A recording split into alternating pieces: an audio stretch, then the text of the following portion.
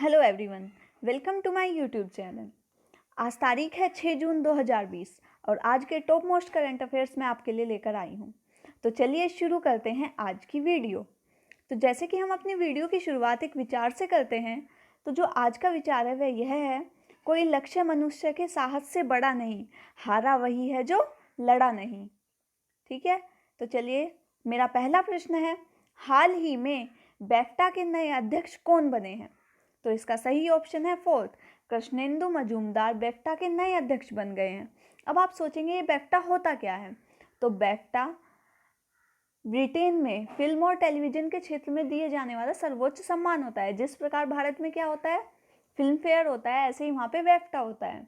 तो ये चर्चा में इसलिए है क्योंकि हाल ही में ये सम्मान दिए गए हैं। अब बेफ्टा की बात आई है तो इसके बारे में जान लेते हैं।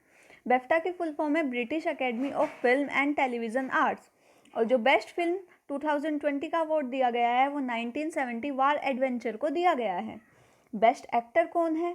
बेस्ट एक्टर हैं जावोकिन फोनिक्स, किन्हें दिया गया है? इन्हें जोकर फिल्म के लिए अवार्ड दिया गया है। बेस्ट एक्ट्रेस कौन है? रेनी जेलवेगर। ठीक है, तो ये चीज़ें आप याद रखेंगे, आपके क्वेश्चन के लिए, आपके एग्जाम के लिए मोस्ट इम्पोर्टेंट बन जाती हैं। नेक्स्ट क्वेश्चन आता है, हाल ही में केंद्र सरकार ने विदेशी नागरिकों के मानचित्रण के लिए किस योजना को शुरू किया है? तो कौन सी योजना को शुरू किया है? स्वदेश योजना को हाल ही में शुरू किया गया है। इस योजना के तहत भारत सरकार वंदे मातरम मिशन के तहत विदेशों से जो भारतीय नागरिक लौट रहे हैं, इनका एक डाटा कलेक्शन किया जा रहा है। उनमें अलग अलग फील्ड में वो किस किस चीज़ में काम करते थे उसकी जानकारी ली जा रही है, ताकि उन्हें भारत में भी उसी कंपनी के आधार पर रोजगार प्रदान किया जा सके। तो इसका मेन उद्देश्य यह है। अब स्वदेश क्या है?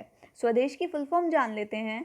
स्वदेश की फुल फॉर्म है skilled workers arrivals database for employment support. ठीक है, एम्प्लॉयमेंट को सपोर्ट करने के लिए।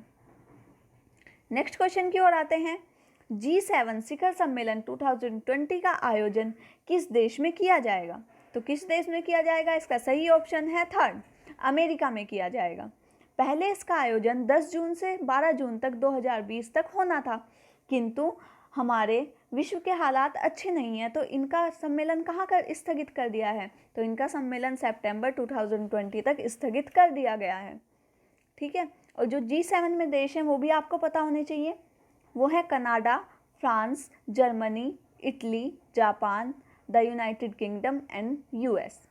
ठीक है, तो ये चीज़ें आप याद रखेंगे। और मैं आपको एक बात और बता दूं, हाल ही में अमेरिकी राष्ट्रपति डोनाल्ड ट्रंप ने यह कहा है कि जो यह G7 समूह है इसे G10 या G11 किया जाए, क्योंकि इसमें उन्होंने ऑस्ट्रेलिया, रूस, भारत और दक्षिण कोरिया को शामिल करने की भी बात कही है। G7 का गठन कब हुआ था? तो G7 का गठन हुआ था 1975 ईस्वी में। ठीक है, चलिए आगे बढ़ते हैं। हाल ही में सुशील कुमार सिंघल को किस देश में भारत के अगले उच्चायुक्त के रूप में नियुक्त किया गया है? तो कहाँ किया गया है? ऑप्शन नंबर 2 इसका सही है, पपुआ न्यू गिनी में इन्हें उच्चायुक्त के रूप में नियुक्त कर दिया गया है। अभी मैंने आपको कल भी 2-3 नियुक्ति बताई थी। ठीक है, तो वो आप मुझे कमेंट बॉक्स में लिख के बताएंगे कि मैंने क्या क्या बताया था, जो सब बहुत ही इंपॉर्टेंट है।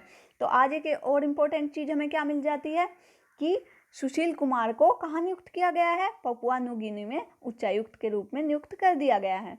अब इसकी बात आई है पपुआ न्यू गिनी की, तो इसकी राजधानी कहाँ है? इसकी राजधानी है पोर्ट मानसबे, और जो इसकी मुद्रा है वो है किना। तो ये चीज़ें आप याद रखेंगे। नेक्स्ट क्वेश्चन की ओर आते हैं।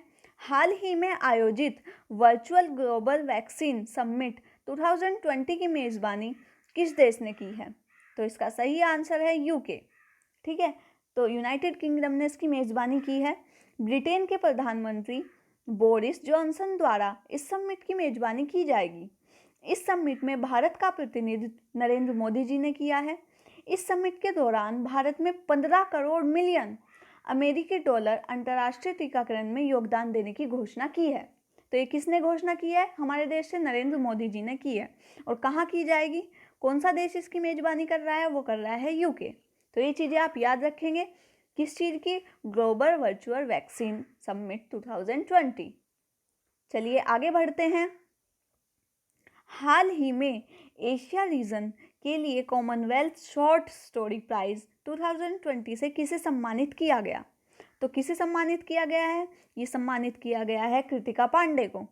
इन्होंने हाल ही में अपनी एक स्टोरी लिखी थी, the great Indian T and snacks. ठीक है, तो इसके लिए इन्हें सम्मानित किया गया है। मैं लिख देती हूँ, the great Indian T and snacks. ये इनकी बुक थी। कोई भी बुक होती है वो आपके लिए इम्पोर्टेंट बन जाती है। तो ये किसने लिखी है? कृतिका पांडे ने। आपसे बुक और ऑथर का नाम भी पूछ सकता है, तो अच्छे से आप इसे याद कीजिएगा। नेक्स्ट क्वेश्चन की ओर आते हैं। हाल ही में अनवर सागर का निधन हुआ है, वह कौन थे? तो जो अनवर सागर का निधन हुआ है, ये बहुत ही फेमस गीतकार थे, तो आप इसे याद रखिएगा। ये बहुत अच्छे सिंगर थे, इनका हाल ही में निधन हो गया है। नाम है अनवर सागर। नेक्स्ट क्वेश्चन की ओर बढ़ते हैं। हाल ही में किस राज्य ने सरकारी कर्मचारियों के लिए सैलरी ट्रैकर मोबाइल मेरा वतन लॉन्च किया है? मेरा वेतन लॉन्च किया है। तो किसने लॉन्च किया है मेरा वेतन? जम्मू कश्मीर ने इसे लॉन्च किया है। इसमें अपनी जो सैलरी मिलती है उसे ट्रैकर कर लिया जाएगा। तो इसे किसने लॉन्च किया है? इसे जम्मू कश्मीर ने लॉन्च किया है। तो ये चीज़ आप याद रखेंगे।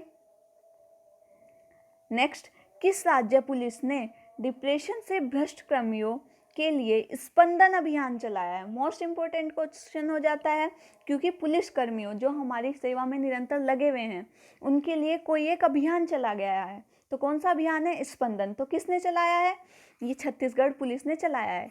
इस अभियान का जो मुख्य उद्देश्य है वह पुलिस कर्मियों के मानसिक तनाव व डिप्रेशन की जांच करने व उनके लिए परामर्श सत्र, संगीत और योग थेरेपी की व्यवस्था करने के लिए इस अभियान की शुरुआत की गई है।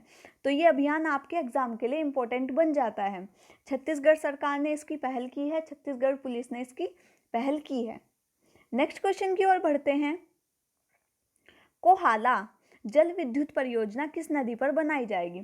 तो कोहाला जल विद्युत परियोजना किस नदी पर बनाई जाएगी? ये झेलम नदी पर बनाई जाएगी, जिसमें बहुत सारी मात्रा में बिजली का उपयोग किया जाएगा या प्रोडक्शन किया जाएगा, ताकि हर व्यक्ति बिजली से संपन्न हो सके। तो ये जल विद्युत परियोजना किस पे बनाई जाएगी? कोहाला, ये झेलम नदी पर बनाई जाएगी।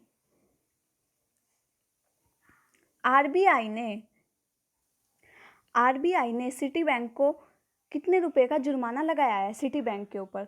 तो आरबीआई ने सिटी बैंक के ऊपर 2 करोड़ रुपए का जुर्माना लगाया है। ठीक है, इसका सही ऑप्शन है 2 करोड़। इसका जुर्माना आरबीआई ने सिटी बैंक के ऊपर लगाया है। अब सिटी बैंक की बात आई है तो सिटी बैंक का हेडक्वार्टर कहाँ है? न्यूयॉर्क, यूनाइटेड किंगडम में है। आरबीआई की बात आई है तो आरबीआई के बारे में भी आपको पता होना चाहिए। आरबीआई की स्थापना कब हुई थी? 1 अप्रैल 1935 में। इसका राष्ट्रीयकरण कब हुआ था? 1 जनवरी 1949 में। और इसका हेडक्वार्टर है मुंबई। तो ये सारी चीज़ें आपको पता होनी चाहिए, क्योंकि एक क्वेश्चन में जो भी चीज़ें आती हैं मैं समझती हूँ वो सब आपको पता होना चाहिए, क्योंकि एग्ज़ाम में आपसे कहीं भी कुछ भी पूछ सकता है। और कुछ नहीं तो आपकी नॉलेज के लिए आपको ये सब छोटी छोटी चीज़ें का ज्ञान होना चाहिए। तो जैसे कि हम आज के दिन का महत्व इतिहास में देखते हैं, तो आज 6 जून का इतिहास के में महत्व देख लेते हैं। तो 6 जून 1699 में 16वां मुग़ल बादशाह आलमगीर द्वितीय का जन्म हुआ था। तो ये 16वें मुग़ल बादशाह थे, इनका जन्म 1699 में हुआ था।